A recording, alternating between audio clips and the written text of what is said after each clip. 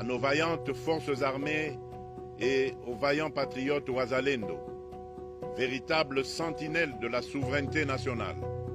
Je rends un hommage appuyé et vous exprime au nom de toute la République notre reconnaissance infinie et notre fierté inébranlable.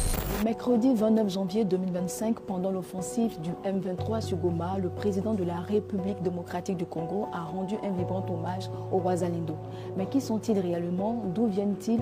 Pourquoi combattent-ils aux côtés de l'armée congolaise? Et pourquoi le gouvernement leur rend-il hommage? On te fait le point. Les Wazalendo sont des jeunes patriotes congolais qui combattent aux côtés de l'armée congolaise contre le mouvement du 23 mars à l'est du Congo.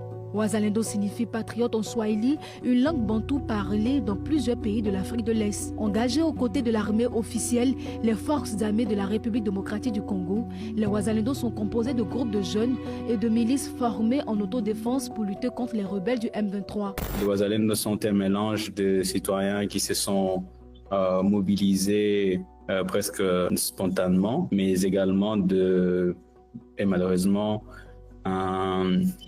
une sorte de rebranding de beaucoup des autres groupes armés qui opéraient déjà dans la région. Ils présentent cette mobilisation comme une manifestation de leur engagement patriotique. Le contexte de l'Est de la RDC, ces termes désignent en ce moment l'ensemble de groupes locaux, on pourrait dire des milices locaux, qui, depuis près de 3 ans, ont commencé à combattre aux côtés des forces gouvernementales pour lutter contre la rébellion d'IM 23 soutenue par le Rwanda.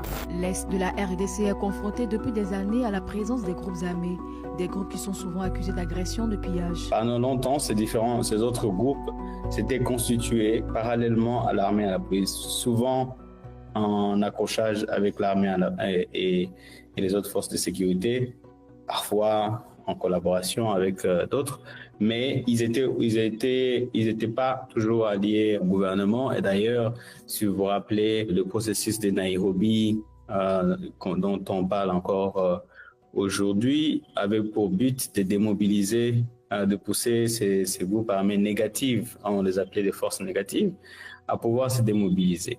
Et ils étaient source d'insécurité pour une partie de la population dans cette région. Et donc c'est pour ça qu'on les appelle qu'on les appelle des miliciens. Ils font pas partie des forces armées, de la police ou de services de sécurité de la RDC. Le 3 novembre 2022, le président Félix Tshisekedi avait demandé à la